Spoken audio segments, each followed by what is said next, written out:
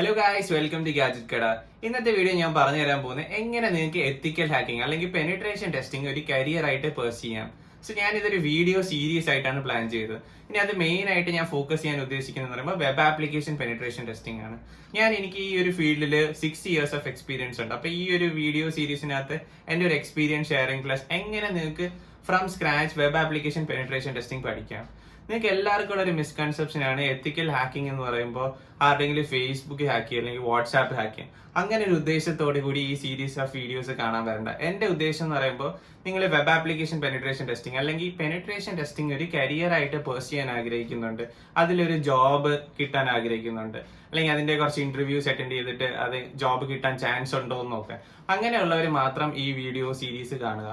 Main ആയിട്ട് ഞാൻ web application penetration testing ആയിരിക്കും കവർ ചെയ്യുന്നത്. എങ്ങനെ നിങ്ങൾക്ക് ഒരു real world web application test ചെയ്യാം, എന്നിട്ട് അതൊരു ജോബ് പെർസ്പെക്റ്റീവിൽ പോയി കഴിഞ്ഞാൽ അവിടെ എന്തൊക്കെ ചെയ്യണം, ഫ്രം സ്ക്രാച്ച് എന്തൊക്കെ ചെയ്യണം, ആ ഒരു പെർസ്പെക്റ്റീവിലായിരിക്കും ഈ ഒരു വീഡിയോ സീരീസ് കവർ ചെയ്യാൻ പോകുന്നത്.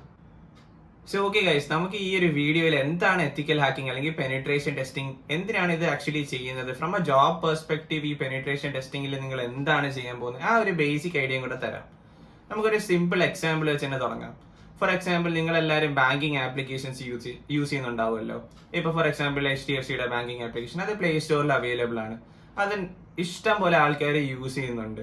അപ്പോൾ ആ ഒരു ആപ്ലിക്കേഷൻ അതിനകത്ത് എപ്പോഴും ഒരു ന്യൂ ഫീച്ചേഴ്സ് അല്ലെങ്കിൽ എന്തെങ്കിലുമൊക്കെ പുതിയ അപ്ഡേറ്റ്സ് അതിനകത്ത് റോൾ ഔട്ട് ചെയ്യാറുണ്ട്. അപ്പം ഇത് എന്തിനാണ് ഈ സെക്യൂരിറ്റി ടെസ്റ്റിംഗ് ചെയ്യുന്നത്? ഈ ബാങ്കിങ് ആപ്ലിക്കേഷനകത്ത് നിങ്ങളുടെ ഒരുപാട് കോൺഫിഡൻഷ്യൽ ഇൻഫർമേഷൻസ് ഉണ്ട്. നിങ്ങളുടെ ബാങ്ക് അക്കൗണ്ട് ഡീറ്റെയിൽസ്, നിങ്ങളുടെ പാസ്വേഡ്സ്, നിങ്ങളുടെ കാർഡ് ഡീറ്റെയിൽസ് എല്ലാം അതിനകത്ത് എല്ലാ ഇൻഫർമേഷൻസും ഉണ്ട്. അപ്പൊ ഇത് എന്തിനാ സെക്യൂരിറ്റി ടെസ്റ്റ് ചെയ്യുന്നത്? ഈ ഓരോ ഫീച്ചേഴ്സ് അല്ലെങ്കിൽ എന്തെങ്കിലും പുതിയ അപ്ഡേറ്റ്സ് കൊണ്ടുവരുമ്പോൾ ഡെവലപ്പേഴ്സ് അതിനകത്ത് ഏതെങ്കിലും ഒരു സോഫ്റ്റ്വെയർ ആയിരിക്കും ഇൻട്രൊഡ്യൂസ് ചെയ്യുന്നത്, അല്ലെങ്കിൽ അതിനകത്ത് എന്തെങ്കിലും പുതിയൊരു ഫ്രെയിം വർക്ക് ആയിരിക്കും ഇൻട്രൊഡ്യൂസ് ചെയ്യുന്നത്. അതൊക്കെ ലേറ്റസ്റ്റ് വേർഷൻ അല്ലെങ്കിൽ അതിനകത്തെല്ലാം എന്തെങ്കിലും സെക്യൂരിറ്റി ഇഷ്യൂസ് ഉണ്ടാവും. അപ്പൊ ഈ പെനിട്രേഷൻ ടെസ്റ്റേഴ്സ് ചെയ്യുന്നതെന്ന് പറയുമ്പോൾ അതിനെല്ലാം ടെസ്റ്റ് ചെയ്യും. നമ്മൾ ഒരു ഹാക്കറിന്റെ പെർസ്പെക്റ്റീവിൽ നിന്നിട്ട് അത് ഫുൾ സെക്യൂരിറ്റി ടെസ്റ്റിംഗ് ചെയ്യും. അതായത് ഒരു എക്സ്റ്റേണൽ ഹാക്കർ ഈ ഒരു ആപ്ലിക്കേഷൻ അറ്റാക്ക് ചെയ്ത് കഴിഞ്ഞാൽ എന്തൊക്കെ ഇൻഫർമേഷൻ കിട്ടും, ആ ഒരു രീതിയിലാണ് ഈ പെനിട്രേഷൻ ടെസ്റ്റർ. അപ്പം ഈ ഒരു പർട്ടിക്കുലർ ആപ്ലിക്കേഷൻ ഏതെങ്കിലും ഒരു പെനിട്രേഷൻ ടെസ്റ്റർ ഫുള്ള് ആ ഒരു ഹാക്കറിന്റെ പെർസ്പെക്റ്റീവിൽ ഇരുന്ന് ടെസ്റ്റ് ചെയ്തിട്ട് എന്തൊക്കെ സെക്യൂരിറ്റി ഇഷ്യൂസ് ഉണ്ടെന്ന് പറഞ്ഞ് ലിസ്റ്റ് ചെയ്യും. ആ ഇഷ്യൂസ് എല്ലാം ആ ഡെവലപ്പറിന് അയച്ചു കൊടുക്കും. അപ്പൊ ഡെവലപ്പർ അത് വാലിഡേറ്റ് ചെയ്തിട്ട് അത് ഫിക്സ് ചെയ്യും.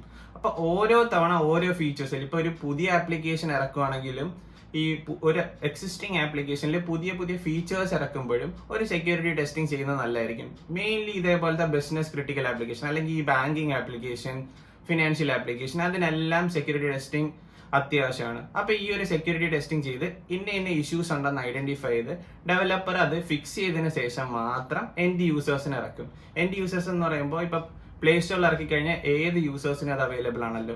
അപ്പൊ ഈ സെക്യൂരിറ്റി ഇഷ്യൂസ് ഫിക്സ് ചെയ്യാണ്ട് പ്ലേ സ്റ്റോറിൽ ഇറക്കി കഴിഞ്ഞാൽ അതിനകത്ത് എന്തെങ്കിലും എക്സിസ്റ്റിംഗ് വൾണറബിലിറ്റീസ് ഉണ്ടെങ്കിൽ അത് എല്ലാവർക്കും ആക്സസിബിൾ ആണല്ലോ. അപ്പൊ ഈ ഹാക്കേഴ്സ് അതിനകത്ത് കയറി അറ്റാക്ക് ചെയ്ത് കഴിഞ്ഞാൽ ഫുൾ ചിലപ്പം അതൊരു ക്രിട്ടിക്കൽ ഇഷ്യൂ ആണെങ്കിൽ ആ ആപ്ലിക്കേഷൻ മൊത്തത്തിൽ വേണമെങ്കിൽ കോംപ്രമൈസ് നിങ്ങളുടെ ഡേറ്റ എല്ലാം കൊണ്ടുപോകാം.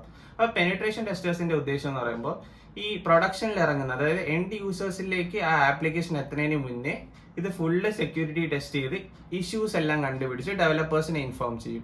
അപ്പൊ ഡെവലപ്പേഴ്സ് അതെല്ലാം ഫിക്സ് ചെയ്തതിന് ശേഷം മാത്രം പ്രൊഡക്ഷനിൽ ഇറക്കും. അപ്പം അത് വെച്ച് നമുക്ക് എന്ത് മേക്ക് ഷുവർ ചെയ്യാന്ന് വെച്ചാൽ പ്രൊഡക്ഷനിൽ ഇറക്കുമ്പോൾ സെക്യൂരിറ്റി ഇഷ്യൂസ് ഇല്ല എന്ന് ഏതാണ്ട് നമുക്ക് ഉറപ്പുവരുത്താം.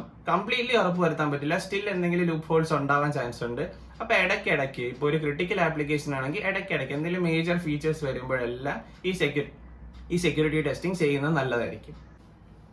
സോ മൊത്തത്തിൽ ഒന്ന് സമ്മറൈസ് ചെയ്ത് പറയുകയാണെങ്കിൽ എത്തിക്കൽ ഹാക്കർ അല്ലെങ്കിൽ ഒരു പെനിട്രേഷൻ ടെസ്റ്റർ ചെയ്യുന്നതെന്ന് പറയുമ്പോൾ ഏതൊരു ആപ്ലിക്കേഷനും ടെസ്റ്റ് ചെയ്ത് ഒരു ഹാക്കിംഗ് പെർസ്പെക്റ്റീവ്, അതായത് ഒരു ഹാക്കർ പെർസ്പെക്റ്റീവിൽ വന്ന് ടെസ്റ്റ് ചെയ്ത് അതിലെ സെക്യൂരിറ്റി ഇഷ്യൂസ് നമ്മൾ എക്സ്പ്ലോയിറ്റ് ചെയ്യുന്നില്ല, എക്സ്പ്ലോയിറ്റബിൾ ആണെന്ന് കാണിച്ചിട്ട് അത് ഡെവലപ്പേഴ്സിനെ ഇൻഫോം ചെയ്യുന്നു.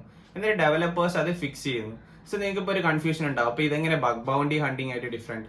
ബഗ് ബൗണ്ടി ഹണ്ടിങ് എന്ന് പറയുമ്പോൾ നിങ്ങളൊരു പർട്ടിക്കുലർ പ്ലാറ്റ്ഫോമിൽ രജിസ്റ്റേർഡ് ആയിരിക്കും. നമ്മൾ ആ ഒരു എഗ്രീഡ് സൈറ്റ്സിൽ കയറി ടെസ്റ്റ് ചെയ്ത് ഫൈൻഡിങ്സ് ഐഡന്റിഫൈ ചെയ്ത് അവരെ ഇൻഫോം ചെയ്യുന്നു. അത് വാലിഡ് ആണെങ്കിൽ അവർ നമുക്കൊരു ബൗണ്ടി തരുന്നു, അതായത് അതിന് ആ ക്രിട്ടിക്കാലിറ്റി അനുസരിച്ച് അതിനൊരു കാശ് നമുക്ക് തരുന്നു.